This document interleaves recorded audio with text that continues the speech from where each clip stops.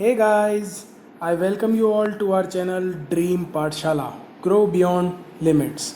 तो हमारे पास बहुत दिन से रिक्वेस्ट आ रही थी कि सर इंग्लिश के लिए कुछ शुरू किया जाए, कि इंग्लिश ग्रामर हमारी बहुत वीक है, इंग्लिश ग्रामर के लिए कुछ शुरू करें।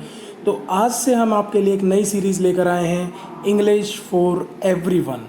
एवरीवन से यहाँ मेरा मतलब है कि चाहे आप किसी भी स्टैंडर्ड में पढ़ रहे हैं, आपको चाहे बेसिक इंग्लिश सीखनी है, चाहे आपको किसी कॉम्पिटिटिव एग्ज़ाम की तैयारी करनी है, दोनों के लिए आपको ये इंग्लिश का जो कोर्स होने वाला है बहुत यूज़फुल रहने वाला है।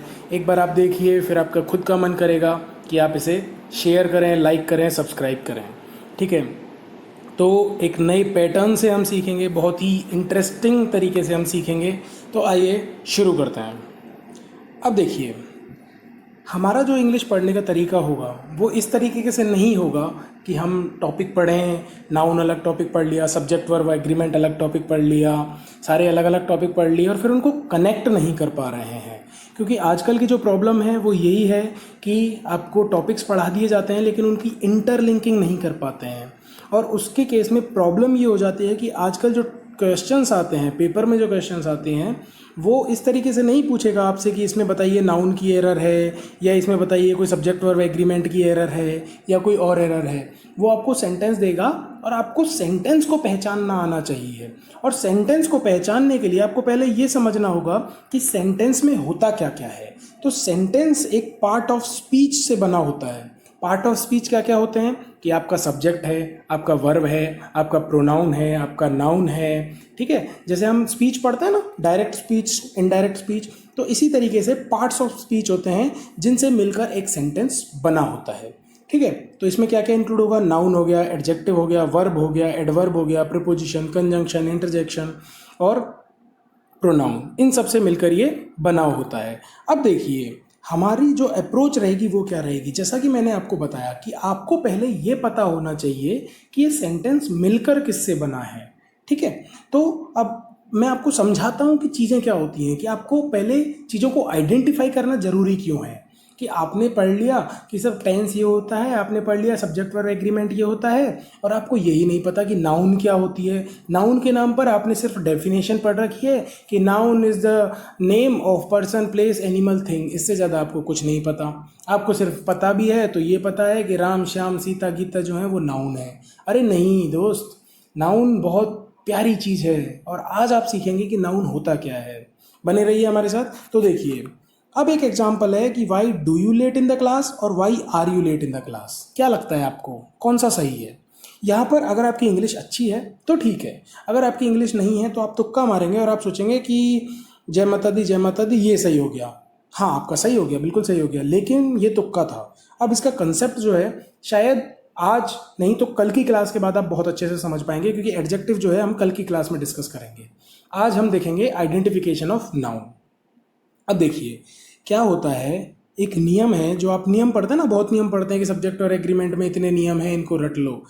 एक मैं आपको छोटा सा समझाता हूँ कि हेल्पिंग वर्ब जो होती है उसके बाद अगर एडजेक्टिव लग रहा है, ये भी आपको याद करने की ज़रूरत नहीं है, ये मैं अभी के लिए बता रहा हूँ कि आपकी जो पहले की अप्रोच रही होगी उस हिसाब से आप ये रट लेते थे कि हेल्पिंग वर्ब के बाद अगर एडजेक्टिव लग रहा है, जैसे he is a good boy. ठीक है, तो यहाँ पर गुड क्या हो गया? एडजेक्टिव हो गया। बॉय क्या हो गया? नाउन हो गया। और इज लग गया। ठीक है, तो आपका जो हेल्पिंग वर्ब है उसके बाद आपका एडजेक्टिव आ रहा है तो आपने इज आर एम लगा दिया। लेकिन कई बार सेंटेंस ऐसा आ जाएगा कि आपको यही नहीं पता कि ये एडजेक्टिव है या नाउन है, वर्ब है, एडवर्ब है, क्या है। तो आज हम उनको समझने की कोशिश करेंगे। अब देखिए, मैंने आपको क्या बताया कि एडजेक्टिव से पहले अगर हेल्पिंग वर्ब आती है तो हम एडजेक्टिव के रूप में क्या यूज़ करेंगे? Is, are, am, was, verb. अब यहाँ पर क्या आ रहा है? लेट। यू तो नाउन हो गई, यू तो नाउन हो गई, ये तो आपको पता होगा। You, we, he, she, it, they. ठीक है, तो ये तो हो गई नाउन। अब लेट क्या है? क्या आप बता सकते हैं लेट क्या है? सोचिए, लेट है एडजेक्टिव। ये कैसे है ये हम सीखेंगे अभी। अभी मैं सिर्फ आपको एग्जांपल दे रहा हूँ कि किस तरीके के क्वेश्चंस बनते हैं और हम किस तरीके से अप्रोच करने जा रहे हैं। तो यहाँ पर एडजेक्टिव के साथ आएगी आपकी आर, सही हो गया। नो क्या है? वर्ब है। वर्ब के साथ क्या आता है? डू, डज, डिड, वॉज, वर। तो यहाँ पर क्या आ गया? सॉरी, डज आ गया यहाँ पर, इस गलत हो गया, ये सही हो गया। इस तरीके से हैपन क्या है? आपकी वर्ब है और वर्ब के साथ आपका क्या आ गया? डिड आ गया, ये गलत हो गया। ठीक है, अब आपको सब कुछ ऊपर से निकल गया कि यार ये हुआ क्या, कैसे किया ये सेंटेंस, कुछ अलग अप्रोच लगती है। तो आइए उस चीज़ को सीखते हैं कि ये है क्या। आज हम टॉपिक पढ़ने जा रहे हैं नाउन, और नाउन को आइडेंटिफाई करना। आपने अब तक जो डेफिनेशन पढ़ी है वो मैं आपको एक बार पढ़कर बता देता हूँ। Noun is the name of person, place, animal, thing. पढ़ी होगी ये चीज़ कि संज्ञा, जो हिंदी मीडियम के बच्चे हैं उनके लिए संज्ञा किसी व्यक्ति, वस्तु, स्थान, जीव आदि के नाम को कहते हैं। शुरू से रटाते हैं हमको दूसरी क्लास से। अब आपको पर्सन पता है कि हाँ भाई पर्सन ये होता है, प्लेस पता है, एनिमल पता है। क्या आपको पता है ये थिंग क्या होता है? थिंग में व्हाट ऑल इट इंक्लूड्स, बस यही चकमा खा जाता है आप। अरे भैया थिंग जो होती है ना, थिंग मतलब वस्तु। अब वस्तु दो टाइप की हो सकती है, एक फिजिकल जिसे आप टच कर सको, एक नॉन फिजिकल जिसे आप टच ना कर सको, सिर्फ महसूस कर सको। मतलब ये आपकी परसेप्शन बेस्ड होगा, ठीक है। तो जो फिजिकल होगी उसमें क्या होगा, एयर, लाइट। हवा जो होती है, एयर का एग्जांपल लें तो हवा जो होती है आपकी बॉडी को टच करती है या आपके मन को टच करती है? बॉडी को टच करती है ना, तो ये आपकी हो गई फिजिकल थिंग। ऐसे ही लाइट, लाइट आपकी बॉडी को टच करती है तो वो भी आपकी फिजिकल थिंग। और नॉन फिजिकल में क्या हो गया, आपकी knowledge, love, hate, anger, beauty, honesty, admission, selection, इस तरीके की सारी टर्म्स आ जाएंगी। आपको ये सब ऊपर से निकल गया कि अरे मेरे दोस्त ये हुआ क्या, ये कैसी नाउन आ गई, ये तो मैंने आज तक नहीं पढ़ी थी। कोई बात नहीं, इस लेक्चर के ख़त्म होते होते आप ये सब देखिए, मैं आपको खुद कराऊंगा वापस आकर, देखिएगा। अब देखिए मैं इससे पहले आपको समझा देता हूँ आइडेंटिफिकेशन ऑफ नाउन, कि नाउन को किस तरीके से आइडेंटिफाई किया जाए। एक गोल्डन रूल है जो आपको कोई समझाएगा नहीं, ये अपना ही गोल्डन रूल है कि पजेसिव वर्ड के बाद व्हाट का जवाब देने वाले वर्ड्स जो होते हैं वो नाउन होते हैं। रट लीजिए, रट। पजेसिव वर्ड क्या होता है, तुम्हारा, मेरा, इसका, उसका, श्याम का, राम का, सीता का, गीता का, ये हो गए पजेसिव वर्ड्स, ठीक है। इनके बाद व्हाट का जो जवाब दें वो वर्ड होंगे नाउन। कैसे सर? तुम्हारा पेन, तुम्हारी कलम, तुम्हारा लैपटॉप, तुम्हारी बुक, तुम्हारी कॉपी। तो तुम्हारा के बाद के ये जितने भी शब्द हैं ये दे रहे हैं व्हाट का जवाब, तो ये सारे क्या हो गए, नाउन हो गए। सर इतना ईजी है नाउन समझना, क्या ये सब नाउन होंगे?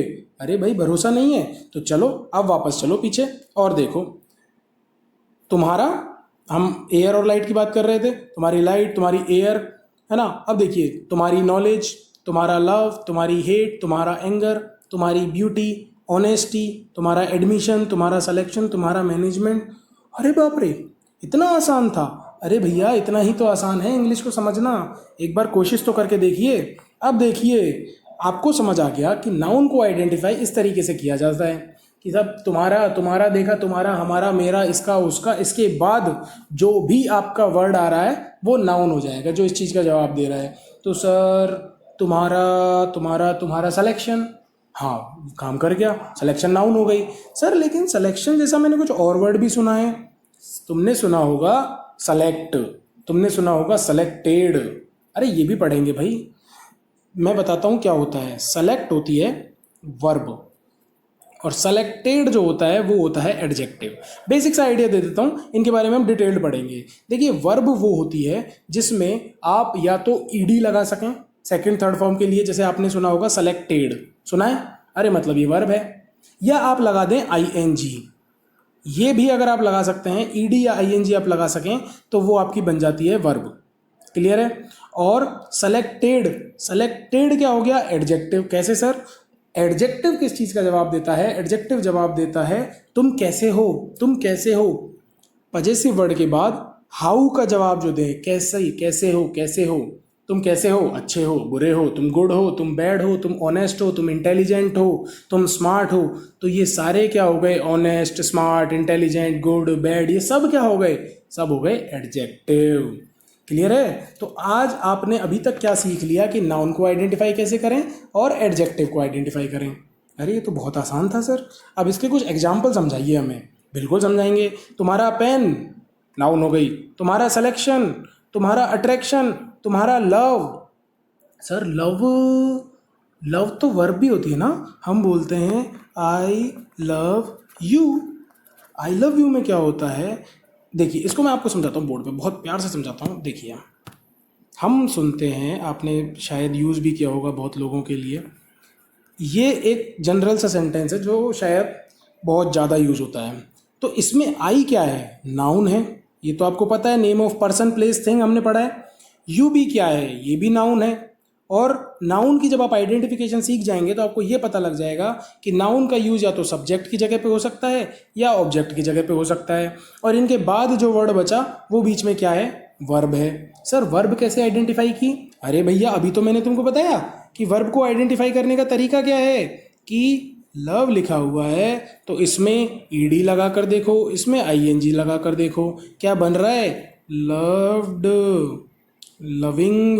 क्या ये दोनों वर्ड सुने हैं? सर सुने हैं, बिल्कुल सुने हैं। तो ये क्या हो गया? लव वर्ब की तरह भी काम कर रहा है।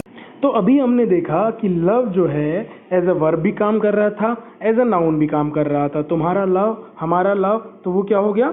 नाउन हो गया। और वर्ब के केस में हमने अभी एग्जांपल देखा आई लव यू का। ठीक है, तो अब किसी को भी जब आप ये वर्ड बोलें तो आप बताइए कि भाई ये भी नाउन है तो ये सब्जेक्ट है, ये ऑब्जेक्ट है, ये भी नाउन है, और ये क्या हो गया? वर्ब। शायद मान जाए। ठीक है, तो आगे बढ़ते हैं। अब हमने देखा सर एडजेक्टिव के और एग्जाम्पल समझाइए। तो उसमें क्या है? देखिए सिंपल से हैं। तुम कैसे हो? ब्यूटीफुल। तुम कैसे हो? अट्रैक्टिव। तुम कैसे हो? सेलेक्टेड। हो गए। सेलेक्ट जो है वर्ब भी है, एडजेक्टिव भी है, नाउन भी है। वर्ब सेलेक्ट, इसमें ईडी लगा कर देखिए, सेलेक्टेड बन रहा है तो आपका क्या हो गया? ये वर्ब की तरह भी काम कर गया। नाउन मैंने अभी ऊपर बता दिया, तुम्हारा सिलेक्शन। और तुम कैसे हो? सेलेक्टेड हो। ये आप अब जब इन वीडियोस को देख लेंगे और एग्जाम क्लियर कर लेंगे तो आप भी ये बात बोलेंगे कि तुम कैसे हो? हम सेलेक्टेड हैं। ठीक है, अब नाउन और आपका जो एडजेक्टिव है उनका देख लेते हैं एक बार। इंडिया कैसा है? कैसा है का जवाब कौन देगा? एडजेक्टिव। तो इंडिया कैसा है? ब्यूटीफुल है। इंडिया की व्हाट? Noun, beauty. क्लियर है? आगे बढ़ते हैं। Relation versus relationship. अब देखिए दोनों ही नाउन है, रिलेशन भी नाउन है और रिलेशनशिप भी नाउन है। ठीक है, तुम्हारा व्हाट रिलेशन, तुम्हारा व्हाट रिलेशनशिप, दोनों ही नाउन है। रिलेशन क्या बताता है? कोई भी नॉर्मल जुड़ाव जो है किसी से वो आपका रिलेशन होता है। ठीक है, और रिलेशनशिप क्या हो गया? ये टाइप ऑफ रिलेशन बताता है। जैसे माँ बाप का रिश्ता, बहन भाई का रिश्ता, है ना, बेटा बेटी का रिश्ता, जो भी रिश्ते हैं कितने भी हैं, गर्लफ्रेंड बॉयफ्रेंड का रिश्ता, तो उसी के हम क्या बोलते हैं? ये रिलेशनशिप में है। रिलेशनशिप क्या बता रहा है? एक type of relationship, type of relation को आइडेंटिफाई कर रहा है। एग्जाम्पल देखिए, please tell me the relationship between mister Trump and you. अब यहाँ पर रिलेशनशिप वर्ड हमने क्यों यूज किया? क्योंकि ये क्या कर रहा है? आपसे पूछ रहा है कि ट्रम्प और तुम्हारे बीच में टाइप ऑफ रिलेशन बताओ, टाइप ऑफ रिलेशन बताओ। ठीक है, तो इसलिए क्या वर्ड यूज जाएगा? आपका रिलेशनशिप। आगे बढ़ते हैं। I have no relation with Ram. मेरा राम से कोई लेना देना नहीं है, मेरा राम से कोई जुड़ाव नहीं है, तो वो क्या हो गया? I have no relation. ठीक है, सही आ गया सर, समझ में आ गया, बिल्कुल मजा आ रहा है। अब आगे देखिए, नेबर और नेबरहुड। नेबर नाउन होती है क्या? सर नाउन, तुम्हारा नेबर, तुम्हारा नेबर, हाँ सर नाउन तो होती है, लेकिन एक बार मुझे इनको दिखा दीजिए ना ऑक्सफोर्ड में, जिससे मुझे भरोसा हो जाए कि सर आप सही पढ़ा रहे हैं। मुझे डाउट हो रहा है, ऐसा तो मैंने कहीं नहीं पढ़ा। चलिए देख लेते हैं। आप आइए ऑक्सफोर्ड में, ये देखिए नेबरहुड। अरे भैया नेबर, अरे नेबर, नेबर क्या दे रखा है? नाउन, नाउन दे रखा है। तो नाउन देने का मतलब क्या है? सही पढ़ रहे हैं हम कि नेबर नाउन होता है। और सर आपने इसका जो एग्जांपल पढ़ाया वो भी सही है। A person who lives next to you, जो तुम्हारे पास में रहता है, मतलब तुम्हारा पड़ोसी। अब नेबरहुड देख लेते हैं। अरे सर नेबरहुड भी नाउन है। दोनों, इसका मतलब आप सही पढ़ा रहे हैं। चलिए अब मैं अच्छे से पढ़ूंगा। ठीक है, वापस आते हैं। ये देखिए, तो नेबर वर्सेस नेबरहुड आपको समझ में आ गया कि नेबरहुड क्या हो गया? पड़ोस, और नेबर क्या हो गया? पड़ोसी। आई होप समझ में आया हो। आगे बढ़ते हैं। एक्टिंग, एक्टिंग सर, एक्ट जो है, एक्ट में सर मैंने ईडी लगा कर देखा, एक्ट ई, हाँ सर ईडी लगता है, एक्टेड हो गया। ठीक है, एक्टिंग भी होता है, तो एक्ट वर्ब हो गया। अब सर मैंने नाउन देखा, तो तुम्हारी एक्टिंग, मेरी एक्टिंग, तुम्हारी व्हाट? एक्टिंग, तो ये क्या हो गया? नाउन हो गया। Adjective sir, acting manager, acting president, acting prime minister. तो एक्टिंग का मतलब क्या है? जो अभी सीटेड है, जो अभी उस रोल को प्ले कर रहा है, मतलब वर्किंग, है ना। तो एक्टिंग क्या हो गया यहाँ पर? वैसे नाउन है, लेकिन एक नाउन पर जब दूसरा नाउन को हम पुट करते हैं तो वो क्या होता है? एडजेक्टिव का रोल प्ले करने लग जाता है। ठीक है, तो वर्ब हो ही गई, एडजेक्टिव हो गया, नाउन हो गया। इनको धीरे धीरे आप समझते चलिए, जितना समझ में आ रहा है उतना ठीक है। बाकी और अच्छी समझ आएगी वो लेक्चर 2 में समझ में आ जाएगा। लेक्चर 2 कल अपलोड हो जाएगा। अब स्ट्रॉन्ग वर्सेस स्ट्रेंथ, आप जोर से मन में बोलिए, स्ट्रॉन्ग। स्ट्रॉन्ग क्या हो, तुम कैसे हो, स्ट्रॉन्ग हो, तो स्ट्रॉन्ग क्या हो गया, एडजेक्टिव हो गया। तुम्हारी व्हाट, स्ट्रेंथ, तो स्ट्रेंथ क्या हो गई, नाउन हो गई। क्लियर है स्ट्रॉन्ग और स्ट्रेंथ में डिफरेंस? सर स्ट्रेंथ भी नाउन है, पावर भी नाउन है, तुम्हारी व्हाट, पावर। तो स्ट्रेंथ और पावर में क्या डिफरेंस है, अब समझिए। स्ट्रेंथ क्या होती है, किसी चीज को सहन करने की क्षमता, सहन करने की जो क्षमता होती है वो होती है स्ट्रेंथ। और पावर क्या होती है, कोई एक्ट करने की, किसी को हिट करने की, डिसीजन लेने की, उन चीजों के लिए जो क्षमता चाहिए वो क्या होती है, पावर। तो सहन करने की क्षमता क्या होगी, सीमेंट में क्या होती है, स्ट्रेंथ। आपने सुना होगा ना 33 ग्रेड, 43 ग्रेड, 53 ग्रेड, ये जो सारे होते हैं वो क्या होती है, स्ट्रेंथ होती है सीमेंट की। ठीक है। और पावर क्या होती है, प्राइम मिनिस्टर के पास क्या होती है, पावर होती है। ठीक है ना, तो वो होती है पावर। कैबिनेट के पास क्या होती है, पावर होती है। बैटरी में क्या होती है, पावर होती है, क्योंकि वो एक्ट करने के लिए होती है। तो दोस्तों आज के लिए इतना ही रखते हैं, नेक्स्ट लेक्चर हमारा कल अपलोड होगा। तब तक के लिए आप जहाँ भी बैठे हैं, पूरे दिन में आपका काम क्या रहेगा, आप दिन भर बैठे बैठे ही बोलते रहेंगे तुम्हारा वॉट, तुम्हारा वॉट, तुम्हारा वॉट। और उससे जितने भी आपके आसपास की जो भी चीज़ें दिखें उन पे उस चीज़ को अप्लाई करके देखिए, उसको नाउन बनाइए। और इसी तरीके से एडजेक्टिव का रोल प्ले कीजिए कि तुम कैसे हो, तुम कैसे हो, तुम कैसे हो, उस चीज़ का जो जवाब दें। और अच्छे से मंझ कर आइए, इम्प्रूव कर कर आइए। कल का जो लेक्चर होगा हमारा that will be all about adjectives. और इस लेक्चर के बाद आपकी बहुत अच्छे से एक स्किल डेवलप होगी।